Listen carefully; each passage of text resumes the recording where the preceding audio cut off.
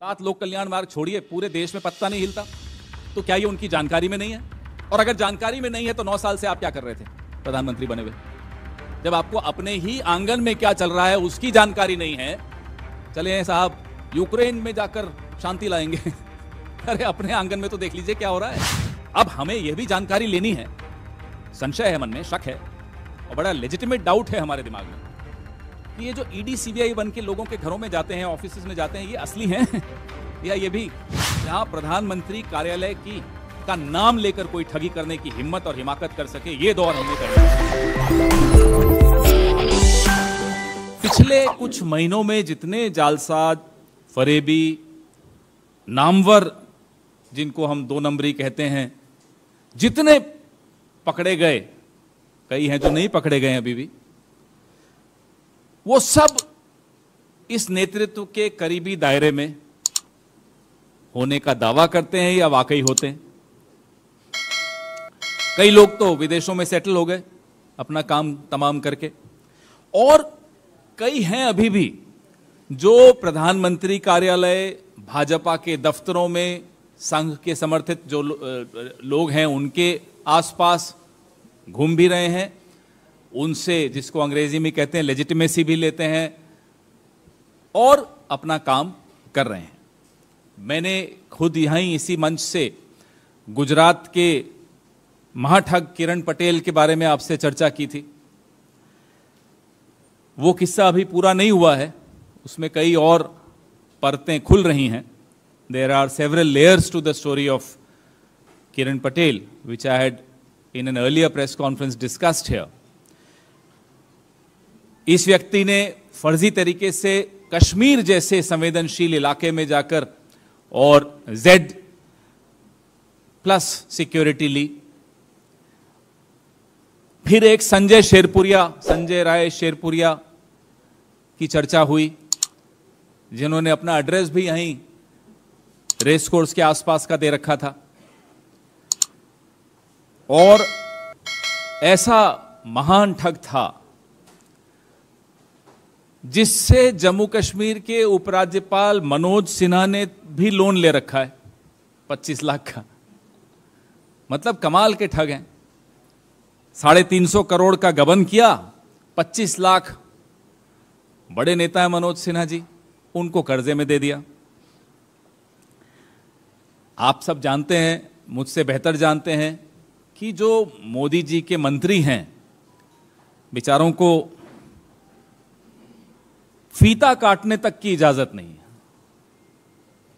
वो ribbon cutting भी नहीं अलाउड। हम जानते हैं देश में बेरोजगारी है, लेकिन मोदी जी के कैबिनेट में जितनी बेरोजगारी है वो आपको कहीं और नहीं दिखेगी। देश से भी ज्यादा अगर बेरोजगारी कहीं देखनी है तो प्रधानमंत्री जी के कैबिनेट को देख लीजिए। असली कैबिनेट, पावरफुल कैबिनेट, ये ठग्स ऑफ हिंदुस्तान की पिक्चर आई थी एक 2018 में, ठग्स ऑफ हिंदुस्तान। उससे पहले भी कई पिक्चरें आई हैं, दिल्ली का ठग, बनारसी ठग। मैं वो नाम जानबूझ के नहीं ले रहा, फिर आप पता नहीं क्या क्या अर्थ निकाल लेंगे और अनर्थ कर बैठेंगे। तो ठग्स ऑफ हिंदुस्तान जो आजकल दिख रहे हैं चारों तरफ, असली पावरफुल कैबिनेट इन ठग्स की है, ये लोग चला रहे हैं। नीरज सिंह राठौड़, मत पूछिए कहां के हैं, गुजरात के हैं। अंकित सिंह, मत पूछिए कहां के हैं। वासुदेव तावड़े, सत्येंद्र चतुर्वेदी, ब्रिजेश रत्न, ये तमाम नाम ऐसे हैं जो अपने आप को कोई अमित शाह का भतीजा बताता है, कोई अमित शाह का करीबी बताता है, कोई नड्डा जी। अब नड्डा जी तक के करीबी लोग पावरफुल हो गए, बताइए। नड्डा जी खुद नहीं हो पाए और उनके करीबी लोग पावरफुल हो गए। ये मजाक तो है, लेकिन देश के साथ हो रहा है। अब नीरज सिंह राठौड़ तो नड्डा जी का निजी सहायक बताता है अपने आप को, और ऐसा महान आदमी कि कई राज्यों के विधायकों को मूर्ख बना दिया। बताइए साहब, विधायकों को मूर्ख बना दिया, इतना बड़ा ठग। और पुलिस ने इसको नागपुर में जाकर जो विधायकों को मंत्री बनाने का झांसा दे रहा था, उस आरोप में गिरफ्तार किया। सवाल यह है कि इतना आत्मविश्वास इन ठगों को कैसे आता है। हमने तो सुना था कि मोदी जी का आतंक चलता है चारों तरफ, उनकी बगैर इजाजत के लोक कल्याण मार्ग है ना आजकल, 7 लोक कल्याण मार्ग छोड़िए, पूरे देश में पत्ता नहीं हिलता। तो क्या ये उनकी जानकारी में नहीं है? और अगर जानकारी में नहीं है तो 9 साल से आप क्या कर रहे थे प्रधानमंत्री बने हुए, जब आपको अपने ही आंगन में क्या चल रहा है उसकी जानकारी नहीं है? चले साहब यूक्रेन में जाकर शांति लाएंगे अरे अपने आंगन में तो देख लीजिए क्या हो रहा है। तो अब नड्डा जी आपका ये कैसा सहायक जिसने ठग डाले आपके विधायक, इस तरह का सहायक। अच्छा, हमने ये तो हम आश्वस्त हैं कि आप लोग वोट लेकर ठगी कर जाते हो, काम नहीं करते लोगों के। यहां आपके नाम से पैसे लेकर भी काम नहीं कर रहे, वो विधायक बेचारे रो रहे हैं मंत्री नहीं बने। पैसे किसने लिए, किसके नाम से लिए, किस तक पहुंचे, कहां पहुंचे, कौन है ये लोग? फिर एक है साहब यश अमीन उर्फ विराज शाह, गुजरात के, अमित शाह के भतीजे बताते हैं अपने आप को। बेटा तो फिर भी उनका दिख जाता है स्टेडियम में यहां वहां, कभी दुबई में, कभी कहीं, कभी कहीं, कभी नरेंद्र मोदी स्टेडियम में। ये भतीजा कौन है और कितने भतीजे हैं? एक लिस्ट जारी करिए, देश को तो मालूम हो कि अधिकृत भतीजा कौन है, अनधिकृत भतीजा कौन है, किसकी बात पे विश्वास करें, किसको पैसे दे। लोग बड़े कंफ्यूज हैं, लोगों को समझ में ही नहीं आ रहा साहब। ये साहब भी विधायकों को मंत्री बना रहे थे और इनको भी जिसने पैसे दिए उसके पैसे डूब गए। अब एक और नवरत्नों में से एक रतन है, ब्रिजेश रतन नाम है उनका।